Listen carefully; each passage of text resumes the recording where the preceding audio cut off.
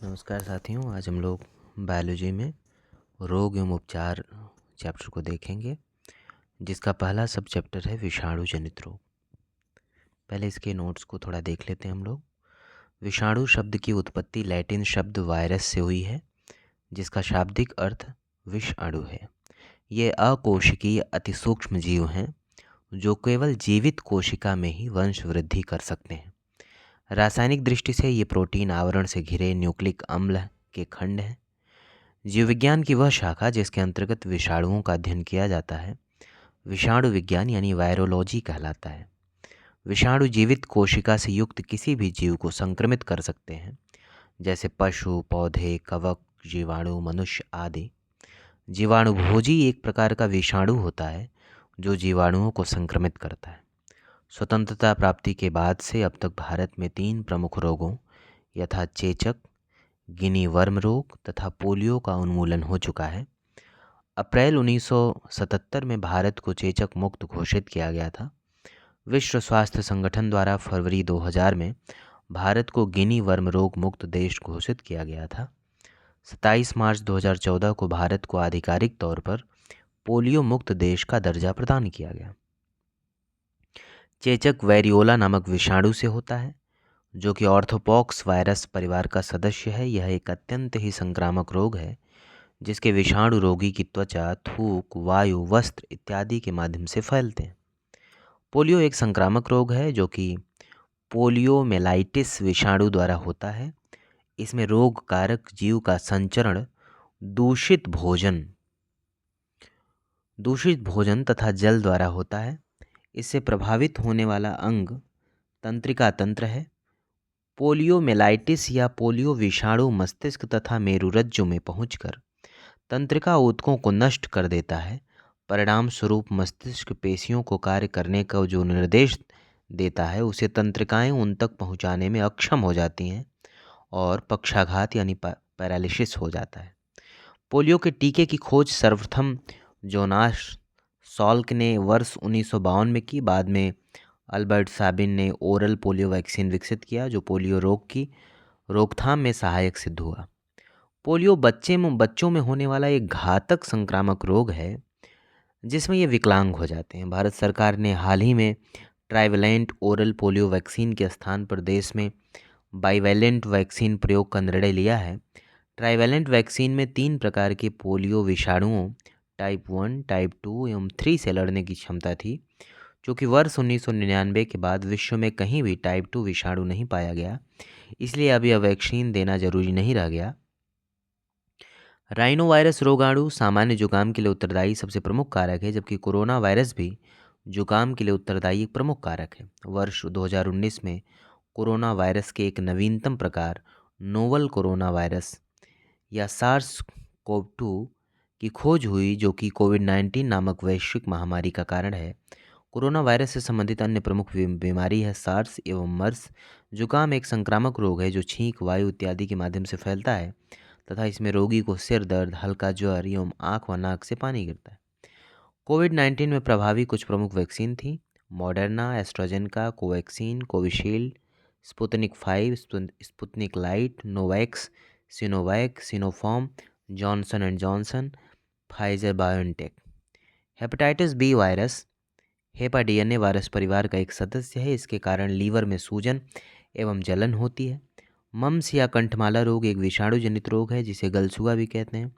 इसमें पैरोटिड ग्रंथि कष्टदायक रूप से बड़ी हो जाती है।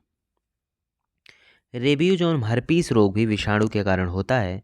रेबीज विषाणु प्रायः कुत्ता, बिल्ली, चमगादड़ तथा जंगली जानवरों जैसे लोमड़ी, रैकून आदि में पाया जाता है तथा इनके द्वारा मानवों में पहुंचता है। रेबीज रोग को हाइड्रोफोबिया भी कहते हैं, क्योंकि इससे संक्रमित व्यक्ति को जलाशय के पास जाने से डर लगता है। रेबीज का विषाणु केंद्रीय नाड़ी तंत्र को प्रभावित करता है। मेनिंजाइटिस वायरस बैक्टीरिया तथा अन्य सूक्ष्मजीवों के संक्रमण से मस्तिष्क तथा मेरुरज्जु पर चढ़ी झिल्ली में सूजन आ जाने से होने वाला रोग है। डेंगू ज्वर में हड्डियों और जोड़ों में भयंकर पीड़ा तथा तेज ज्वर होता है। इस रोग को हड्डी तोड़ ज्वर भी कहते हैं। ये एक प्रकार की विषाणु के संक्रमण से होता है, जिसे एडीज एजिप्ट या एडीज एल्बोपिक्टिस व क्यूलेक्स फैटिगेंस नामक मच्छर फैलाते हैं। डेंगू ज्वर से पीड़ित रोगी के रक्त में प्लेटलेट्स की संख्या बहुत कम हो जाती है। पीत ज्वर या येलो फीवर एक संक्रामक रोग है। इस रोग का कारक एक सूक्ष्म विषाणु होता है जिसका संचार एडीज जाति के मच्छरों द्वारा होता है। एडीज एल्बोपिक्टिस, जिसे टाइगर मच्छर के नाम से जाना जाता है, पीत ज्वर, डेंगू ज्वर तथा चिकनगुनिया जैसे रोगों के कारक विषाणु का वाहक होता है। जापानी एन्सेफेलाइटिस रोग का कारक फ्लेविविराइडी कुल का विषाणु होता है। इस विषाणु का वाहक क्यूलेक्स वंश के मच्छर होते हैं। इस विषाणु से मानव एवं जंतु संक्रमित होते हैं। जापानी एन्सेफेलाइटिस रोग में मानव मस्तिष्क प्रभावित होता है। सुअरों को मानव रिहायशी क्षेत्र से दूर रखना इस रोग के उन्मूलन में सहायक है। एड्स एक विषाणु जनित जानलेवा रोग है। इसके लिए उत्तरदायी विषाणु रेट्रोवायरस समूह का है। यह रोग एचआईवी द्वारा होता है, जिसमें शरीर की प्रतिरोधक क्षमता क्षीण हो जाती है। एचआईवी के संक्रमण से शरीर की प्रतिरक्षा प्रणाली से संबंधित टी लिम्फोसाइट्स नामक श्वेत रक्त कोशिकाएं नष्ट हो जाती हैं, जिससे रोगी को कई प्रकार के संक्रामक रोगों के कारण मृत्यु हो जाती है। एड्स रोग असुरक्षित लैंगिक संभोग, दूषित रक्ताधान तथा संक्रमित माता से अपरा के संपर्क द्वारा संचारित होता है। सूखे चुंबन, हाथ मिलाने या साथ रहने, खांसी, छींक और मच्छरों व रक्त चूषक कीटों के काटने से एड्स का संचरण नहीं होता। विश्व में एचआईवी के लगभग 9 उप प्रकार प्रसारित हैं। भारत में एचआईवी का सी उप प्रकार प्रभावी है। चार्ल्स गैलो ने STLV3 नामक एड्स रोग के कारक की खोज की। एड्स रोग की पहचान के लिए वेस्टर्न ब्लॉट एवं मेलिसा परीक्षण किया जाता है। प्रतिवर्ष विश्व एड्स दिवस 1 दिसंबर को मनाया जाता है। जब कोई रोग किसी विशेष क्षेत्र या जनसंख्या में स्थायी रूप से विद्यमान रहता है तो ऐसी स्थिति एंडेमिक कहलाती है। जब कोई संक्रामक रोग किसी निश्चित जनसंख्या में बड़ी संख्या में लोगों में कम समय में तेजी से फैलता है तो ऐसी स्थिति एपिडेमिक कहलाती है। एपिडेमिक स्थिति का ही विश्व के बृहद क्षेत्र में विस्तार पेंडेमिक कहलाता है। मई-जून 2018 में केरल में निपा वायरस के प्रकोप के कारण 17 व्यक्तियों की मौत हो गई थी। ज्ञातव्य है कि निपा वायरस बीमारी एक जूनोटिक बीमारी अर्थात एक ऐसी बीमारी जो मुख्यतः जानवरों से मनुष्यों में संचारित होती है। मॉडर्ना अमेरिका द्वारा विकसित mRNA टीका है। mRNA वैक्सीन हमारी कोशिकाओं को प्रोटीन बनाने का तरीका सिखाने के लिए mRNA का उपयोग करते हैं। यह प्रोटीन हमारे शरीर के अंदर प्रतिरक्षा प्रक्रिया प्रारंभ कर एंटीबॉडी का निर्माण करता है जो कोविड-19 संक्रमण से हमारी रक्षा करती है। स्पुतनिक 5 रूस द्वारा विकसित वायरल वेक्टर टीका है। नोवैक्स अमेरिका द्वारा विकसित प्रोटीन आधारित टीका है। सिनोवैक चीन द्वारा विकसित निष्क्रिय वायरस टीका है। वोल्बैचिया पद्धति एक साधारण पद्धति है। जब एडीज एजिप्टी मच्छर वोल्बैचिया फैलाते हैं तो यह डेंगू, जीका, चिकनगुनिया एवं पीले बुखार जैसे वायरसों से प्रतिस्पर्धा करते हैं। इससे मच्छरों के अंदर वायरस का प्रजनन ठीक हो जाता है। विदित हो कि वोल्बैचिया पद्धति इसी प्रणाली को कहा जाता है जिसका उद्देश्य मच्छरों से पैदा होने वाली बीमारियों जैसे जीका, डेंगू, चिकनगुनिया एवं येलो फीवर आदि से बचाव करना है। वोल्बैचिया एक सामान्य प्रकार का बैक्टीरिया है जो प्राकृतिक रूप से लगभग 50% कीट प्रजातियों में पाया जाता है। इन प्रजातियों में मच्छर, मक्खियाँ, ड्रैगन फ्लाइज, तितलियाँ आदि शामिल हैं। अब हम लोग प्रश्नों पर चलते हैं। पहला प्रश्न है, वायरस के संदर्भ में क्या सही नहीं है? ऑप्शन है, वायरस शब्द एक डच माइक्रोबायोलॉजिस्ट MW बेंजरिक द्वारा दिया हुआ है। बी ऑप्शन है, वायरस का न्यूक्लिक एसिड जीनोम RNA अथवा DNA आधारित हो सकता है। सी, DNA आधारित वायरस अधिकांशतः सिंगल स्ट्रैंडेड होता है। डी, RNA आधारित वायरस DNA आधारित वायरस की तुलना में अधिक आनुवंशिक परिवर्तन करते हैं, म्यूटेशन करते हैं। तो ये सही नहीं है, सी ऑप्शन नहीं सही है, अर्थात वायरस, बाकी चीज़ें सही हैं। और दूसरा प्रश्न है, जीवाणु भोजी यानी बैक्टीरियोफेज है। ऑप्शन है, पूंछ युक्त जीवाणु। बी ऑप्शन है, नवनिर्मित जीवाणु। सी ऑप्शन है, विषाणु को संक्रमित करने वाला जीवाणु। डी ऑप्शन है, जीवाणु को संक्रमित करने वाला विषाणु। तो सही उत्तर है जीवाणु को संक्रमित करने वाला विषाणु अर्थात ऑप्शन डी। क्योंकि जीवाणु भोजी एक प्रकार का वायरस होता है जो जीवाणुओं को संक्रमित करता है। अन्य प्रकार के वायरस की भांति इसमें प्रोटीन की परत तथा इसके भीतर न्यूक्लिक अम्ल DNA या RNA पाया जाता है। तीसरा क्वेश्चन है, निम्नलिखित कथनों में कौन से सही हैं? पहला ऑप्शन है, विषाणुओं में ऊर्जा उत्पादन के लिए आवश्यक एंजाइम नहीं होते। नंबर 2, विषाणुओं को किसी भी संश्लेषित माध्यम में संवर्धित किया जा सकता है। नंबर 3, विषाणुओं का एक जीव से दूसरे जीव में संचारण केवल जैविकीय संवाहकों द्वारा होता है। नीचे दिए गए कोड का प्रयोग कर सही उत्तर चुनिए। ऑप्शन है केवल 1, बी है 2 3, सी है 1 3, डी है 1 2 3, तो ऑप्शन ए सही है, केवल एक। IAS 2013 में सवाल पूछा गया था। व्याख्या देख लेते हैं। विषाणु अकोशिकीय अति सूक्ष्म जीव हैं जो केवल जीवित कोशिका में ही वंश वृद्धि कर सकते हैं। शरीर के बाहर तो ये मृत समान होते हैं। एक विषाणु बिना किसी सजीव माध्यम के पुनरुत्पादन नहीं कर सकता। संपर्क द्वारा, वायु द्वारा, भोजन एवं जल द्वारा तथा कीटों द्वारा विषाणुओं का संचरण होता है। चौथा प्रश्न है जो कि BPSC प्री 2019 में पूछा गया था। निम्नलिखित में किसकी कोशिका में कोई एंजाइम नहीं होता? ऑप्शन है लाइकिन, विषाणु, जीवाणु, शैवाल, उपरोक्त में से कोई नहीं या एक से अधिक। तो इसमें ऑप्शन ई सही है। व्याख्या इसकी देख लेते हैं। जो कि विषाणु शब्द की उत्पत्ति लैटिन शब्द वायरस से हुई है, जिसका शब्द शाब्दिक अर्थ है विषाणु। ये अकोशिकीय अति सूक्ष्म जीव हैं। ये केवल जीवित कोशिका में ही वंश वृद्धि कर सकते हैं। सामान्यतः विषाणुओं में एंजाइम अनुपस्थित होता है, किंतु कुछ विषाणुओं यथा रेट्रोवायरस आदि में कुछ एंजाइम पाया जाता है।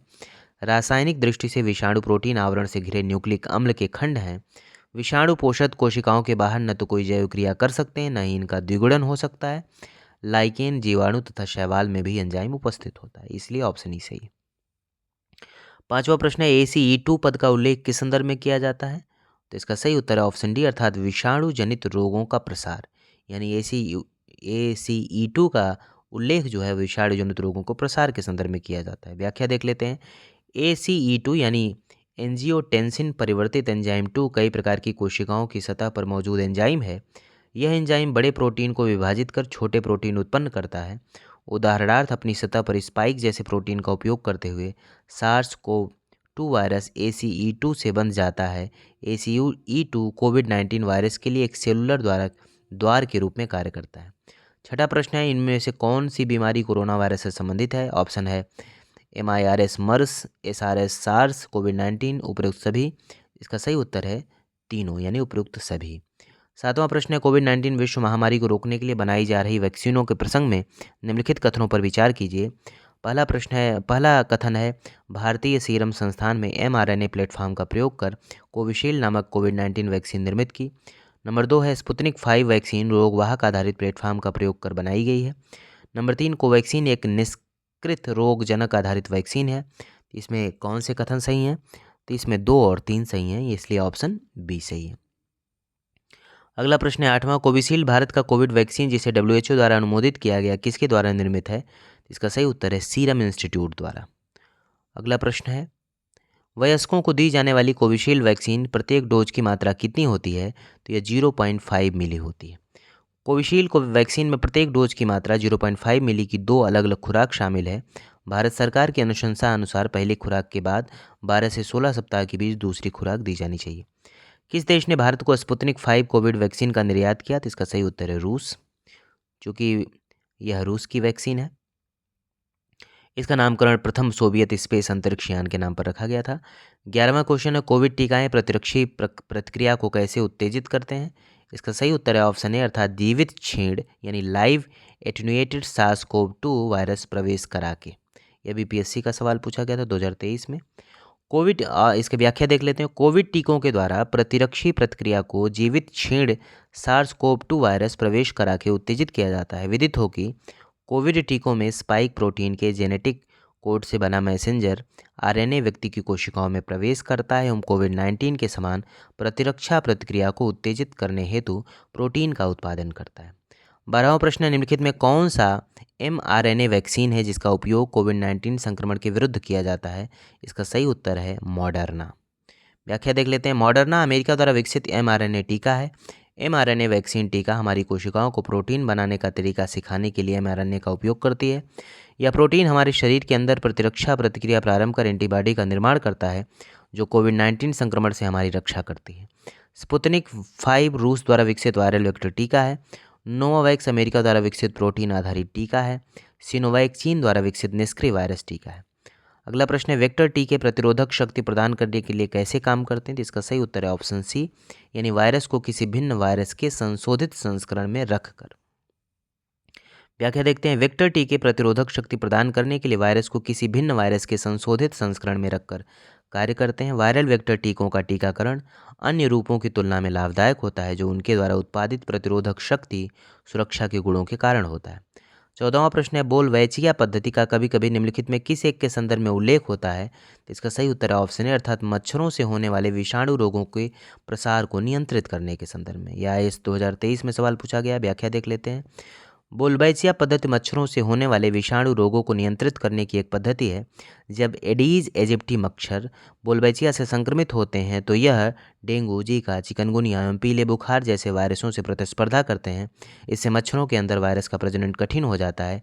विदित हो कि बोलबैचिया पद्धति इसी प्रणाली को कहा जाता है जिसका उद्देश्य मच्छरों से पैदा होने वाली बीमारियों जैसे जीका, डेंगू, चिकनगुनिया एवं येलो फीवर आदि से बचाव करना है।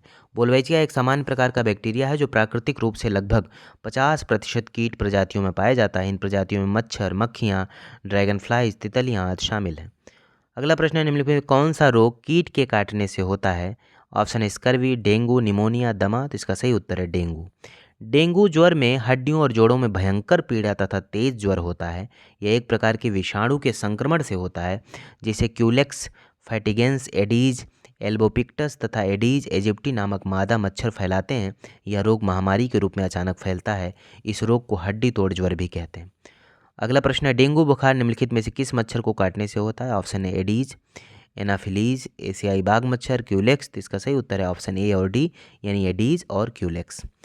अगला प्रश्न है, डेंगू एक बुखार है जो उत्पन्न होता है तथा दूसरे मनुष्यों में पहुंचता है। इसका सही उत्तर है वायरस और मादा एडीज मच्छर द्वारा, यानी ऑप्शन ए सही है। अगला प्रश्न है, डेंगू बुखार में मानव शरीर में निम्नलिखित में किसकी कमी हो जाती है? तो आप सभी जानते हैं प्लेटलेट्स की कमी हो जाती है। डेंगू बुखार से पीड़ित रोगी के रक्त में प्लेटलेट्स की संख्या कम हो जाती है। चूँकि प्लेटलेट्स शरीर में रक्तस्राव रोकने में प्रमुख भूमिका निभाते हैं, अतः इनकी कमी से असामान्य रक्तस्राव हो सकता है। अगला प्रश्न है, डेंगू निम्नलिखित कथनों पर विचार कीजिए। डेंगू मच्छरों द्वारा संचारित प्रोटोजोआ रोग है। दूसरा, प्रत्येक नेत्र गुहा पीड़ा डेंगू का लक्षण नहीं है।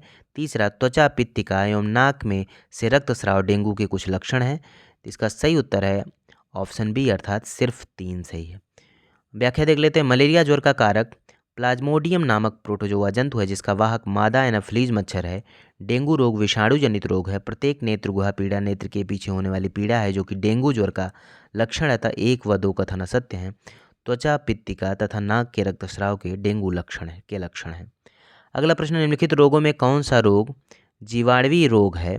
नहीं है। ऑप्शन है डिप्थीरिया, प्लेग, न्यूमोनिया, डेंगू। अनुत्तरित प्रश्न, तो डी ऑप्शन सही है डेंगू। क्योंकि डिप्थीरिया कोरिनीबैक्टीरियम डिप्थीरी, प्लेग पेस्टिस या यार्सीनिया पेस्टिस और न्यूमोनिया प्रेप्टोकोकस न्यूमोनी नामक बैक्टीरिया से फैलता है।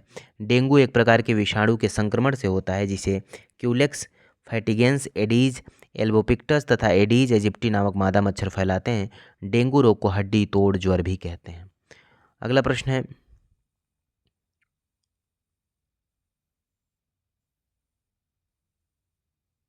पीला बुखार निम्नलिखित के द्वारा फैलता है। इसका ऑप्शन है वायु, जल, घरेलू मक्खी। उपरोक्त में से कोई नहीं। तो इसका डी ऑप्शन सही, उपरोक्त में से कोई नहीं, क्योंकि पीत ज्वर या येलो फीवर एक संक्रामक रोग है। इस रोग का कारक एक सूक्ष्म विषाणु होता है जिसका संचरण एडीज जाति के मच्छरों द्वारा होता है। अगला प्रश्न है, निम्नलिखित रोगों में कौन टाइगर मच्छरों द्वारा संचालित नहीं है? ऑप्शन है पीत ज्वर, डेंगू, सी ऑप्शन है चिकनगुनिया और जापानी एंसेफ्लाइटिस। तो सही उत्तर है ऑप्शन डी, यानी जापानी एंसेफ्लाइटिस। एडीज एल्बोपिक्टस जिसे टाइगर मच्छर के नाम से जाना जाता है, पीत ज्वर, डेंगू ज्वर, चिकनगुनिया तथा सेंट लुई एंसेफ्लाइटिस जैसे रोगों के कारक विषाणु का वाहक होता है। जापानी एंसेफ्लाइटिस रोग का कारक फ्लेविविराइडी कुल का विषाणु होता है। इस विषाणु के वाहक सिर्फ क्यूलेक्स प्रजाति के मच्छर होते हैं। इस विषाणु से मानव एवं जंतु संक्रमित होते हैं। जापानी एंसेफ्लाइटिस रोग में मानव मस्तिष्क प्रभावित होता है। सूअरों को मानव रिहायशी क्षेत्र से दूर रखना इस रोग के उन्मूलन में सहायक है। अगला प्रश्न, हाइड्रोफोबिया किसके द्वारा होता है? ऑप्शन है जीवाणु के द्वारा, फफूंदी के द्वारा, विषाणु के द्वारा, प्रोटोजोआ के द्वारा। तो सही उत्तर है विषाणु के द्वारा। व्याख्या देखते हैं। पानी से डरने की प्रक्रिया को हाइड्रोफोबिया कहा जाता है। इसमें रोगी पानी के सामान्य प्रयोग से नहीं डरता, लेकिन नदी, झील, समुद्र के पास जाने से या तैरने से घबराता है। हाइड्रोफोबिया रेबीज का पुराना नाम भी है। रेबीज का विषाणु केंद्रीय नाड़ी तंत्र को प्रभावित करता है। अगला प्रश्न है, मस्तिष्क तथा मेरुरज्ज पर चढ़ी झिल्ली में सूजन आ जाने से होने वाला रोग है। ऑप्शन है ल्यूकीमिया, पैरालिसिस, स्क्लेरोसिस, मेनिंजाइटिस। तो सही उत्तर है मेनिंजाइटिस। व्याख्या देखते हैं। मेनिंजाइटिस वायरस, बैक्टीरिया तथा अन्य माइक्रो ऑर्गेनिज्म के संक्रमण से मस्तिष्क तथा मेरुरज्जु पर चढ़ी झिल्ली में सूजन आ जाने से होने वाला रोग है। अगला प्रश्न है, भारत में जन्मे प्रत्येक 200 शिशुओं में एक अतिसार से मर जाता है, जिसका कारण है जीवाणु, रोटावायरस, अमीबा, कवक। तो सही उत्तर है रोटावायरस। विषाणुओं, जीवाणुओं, अन्य परजीवों के संक्रमण के फलस्वरूप अतिसार रोग हो सकता है। वयस्कों में अतिसार का प्रमुख कारक नोरोवायरस है, जबकि बच्चों में रोटावायरस का संक्रमण अतिसार का प्रमुख कारण है। अगला प्रश्न है, यदि कोई मानवीय रोग विश्व के बृहद क्षेत्र में फैलता है तो उसे क्या कहते हैं? उसे पैंडेमिक कहते हैं। अगला प्रश्न, निम्नलिखित में किस सेट में सारी विषाणु जनित बीमारियां हैं? ऑप्शन ए है तपेदिक, हार्बीज, रेबीज, बी है मम्स, रेबीज, हार्पीज, सी है कैंसर, तपेदिक, पोलियो, माइलाइटिस, डी है छोटी माता, कैंसर, तपेदिक। तो इसका सही उत्तर ऑप्शन बी, यानी सभी विषाणु जनित बीमारियां हैं ऑप्शन बी में है मम्स, रेबीज और हर्पीज। व्याख्या देख लेते हैं। मम्स या कंठमाला रोग एक विषाणु जनित रोग है जिसमें पैरोटिड ग्रंथि कष्टदायक रूप से बड़ी हो जाती है। रेबीज भी विषाणु जनित रोग है। हर्पीज रोग का कारक भी विषाणु है। 28वां प्रश्न है, पोलियो का वायरस शरीर में प्रवेश करता है। ऑप्शन है कुत्ते के काटने से, मच्छर के काटने से, दूषित भोजन तथा जल से, थूक से। सही उत्तर है दूषित भोजन तथा जल से। इसका व्याख्या देखते हैं। पोलियो एक संक्रामक रोग है जो कि पोलियो मेलाइटिस विषाणु द्वारा होता है। इसमें रोग कारक जीव का संचरण दूषित भोजन तथा जल द्वारा होता है एवं इससे प्रभावित होने वाला अंग तंत्रिका तंत्र है। यह विषाणु मस्तिष्क तथा मेरुरज्जु में पहुंचकर तंत्रिका ऊतकों को नष्ट कर देता है। परिणाम यह होता है कि मस्तिष्क पेशियों को कार्य करने का जो निर्देश देता है उसे तंत्रिकाएं उन तक पहुँचाने में अक्षम हो जाती हैं और पैरों में पक्षाघात यानी पैरालिसिस हो जाता है। अगला प्रश्न है, पोलियो का कारण है। ऑप्शन है जीवाणु द्वारा, विषाणु द्वारा, कीटों द्वारा, कवक द्वारा। तो सही उत्तर है ऑप्शन बी, यानी विषाणु द्वारा। अगला प्रश्न है, पोलियो के टीके की खोज किसने की? ऑप्शन है Alexander Fleming, Jonas Salk, Robert Koch, Edward Jenner. तो सही उत्तर है ऑप्शन बी, यानी जोनास साल्क। पोलियो के टीके की खोज सर्वप्रथम जोनास साल्क ने वर्ष 1952 में की। पोलियो बच्चों में होने वाला एक अत्यंत घातक रोग है जिसमें ये विकलांग हो जाते हैं। ध्यातव्य है कि यह रोग पोलियो विषाणु द्वारा होता है जिससे प्रभावित होने वाला अंग केंद्रीय तंत्रिका तंत्र है। अगला प्रश्न है, पोलियो का टीका सबसे पहले किसने तैयार किया? तो जोनास साल्क ने तैयार किया। 32वां प्रश्न है, साल्क टीका निम्नलिखित में किस व्याधि से संबंधित है? तो सही उत्तर है पोलियो। अगला प्रश्न है, निम्न में से किस बीमारी के लिए ट्राइवेलेंट के स्थान पर बाइवेलेंट ORP देने का निर्णय भारत सरकार ने लिया? तो सही उत्तर है पोलियो। अगला प्रश्न देखते हैं, पैथोजीन जो सामान्य जुकाम के लिए उत्तरदायी है। ऑप्शन है orthomyxo, rhinovirus, leukaemia virus, polio virus. तो सही उत्तर है राइनो वायरस। व्याख्या देख लेते हैं। राइनो वायरस पैथोजीन सामान्य जुकाम के लिए उत्तरदायी है। जुकाम एक संक्रामक रोग है जो छींक, वायु इत्यादि के माध्यम से संचरित होता है तथा इसमें रोगी को सिर दर्द, हल्का ज्वर एवं नाक व आँख से पानी गिरता रहता है।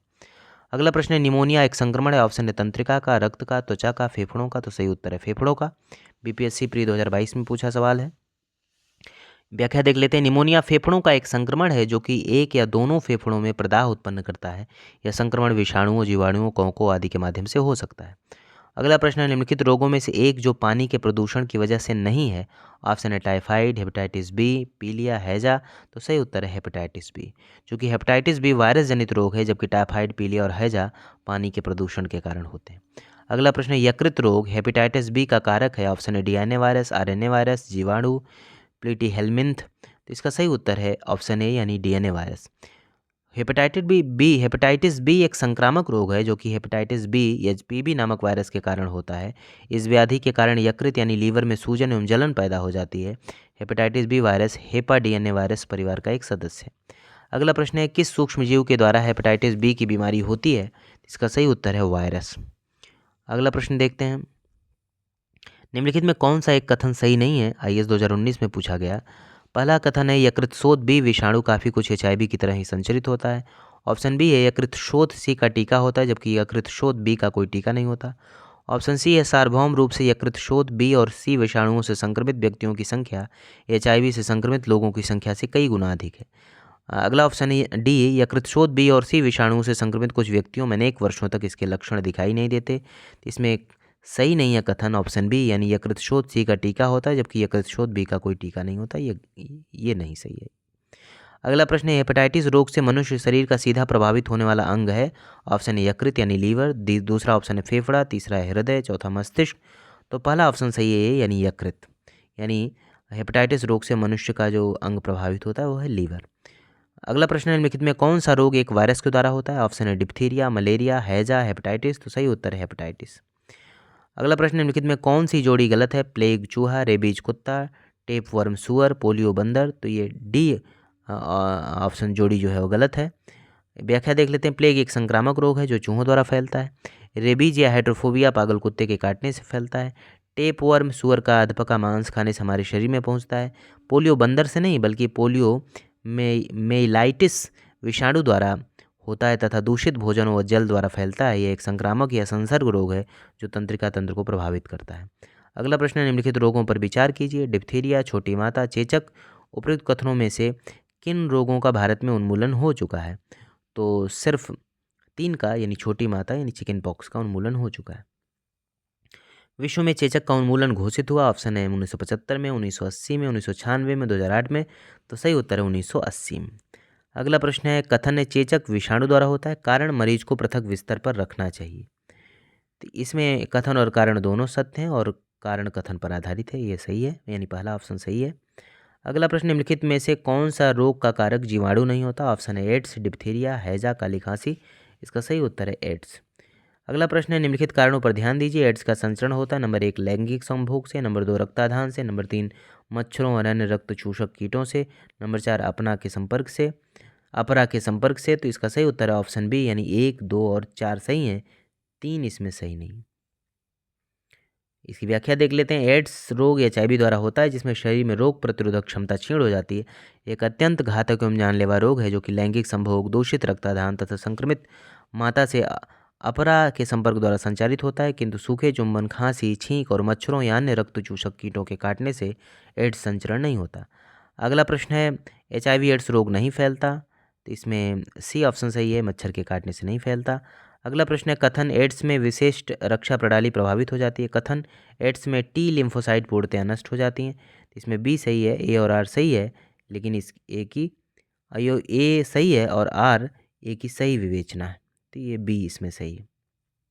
अगला प्रश्न है, एक रोगग्रस्त मानव शरीर की निम्न अवस्थाओं पर विचार कीजिए।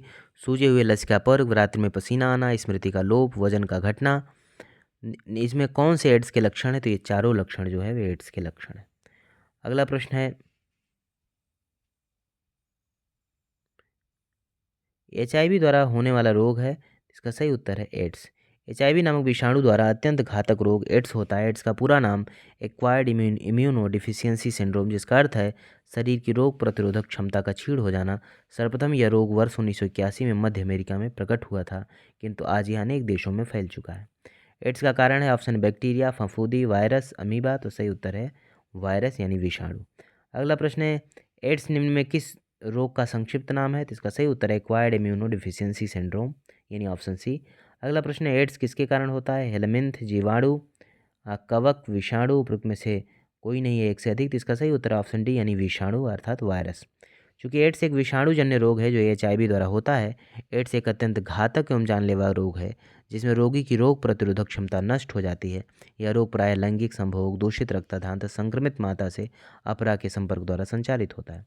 अगला प्रश्न है, एड्स निम्न कारणों में किसके द्वारा होता है? ऑप्शन है पानी, जीवाणु, विषाणु, फफूंद। तो सही उत्तर है ऑप्शन सी अर्थात विषाणु।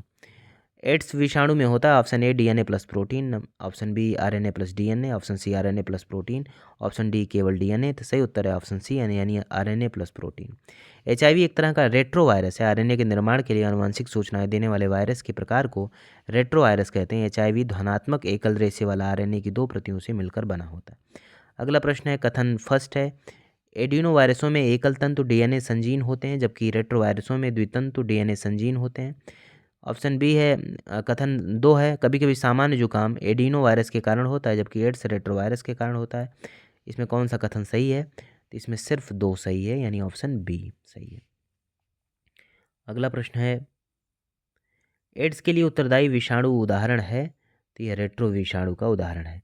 अगला प्रश्न, निम्नलिखित बीमारियों में कौन सी टैटू बनवाने के द्वारा एक व्यक्ति से दूसरे व्यक्ति में संचरित हो सकती है? ऑप्शन है चिकनगुनिया, यकृत शोथ, एचआईवी एड्स। इसका सही उत्तर है ऑप्शन बी, यानी 2 और 3, यानी यकृत शोथ और एचआईवी एड्स। क्योंकि टैटू बनवाने से कई प्रकार के संक्रमण का खतरा रहता है। इससे हेपेटाइटिस, एचआईवी, ग्रैनुलोमस, केलॉइड जैसी बीमारियां हो सकती हैं। एचआईवी और हेपेटाइटिस बी और सी रक्त के संक्रमण से होने वाली बीमारियां हैं जो टैटू बनाने में प्रयुक्त सुई के कई लोगों पर बार बार इस्तेमाल होने से हो सकती है। चिकनगुनिया वायरस के संक्रमण से चिकनगुनिया रोग होता है जो कि संक्रमित मच्छर से संचरित होता है। निम्नलिखित में कौन सा प्रभेद भारत में प्रभावी नहीं है? ऑप्शन है HIV-1A, ऑप्शन बी है HIV-1B, ऑप्शन सी है HIV-1C, ऑप्शन डी है HIV-1D। इसका सही उत्तर है HIV-1C। भारत में यही प्रभावी। अगला प्रश्न है एड्स वायरस एक HTLV-3 की खोज किसने की थी? इसका सही उत्तर है रॉबर्ट गैलो ने। अगला प्रश्न है एड्स विषाणु के लिए सबसे ज़्यादा आजमाई गई दवा कौन सी है? तो सही उत्तर है ऑप्शन ए यानी जीडोवुडिन।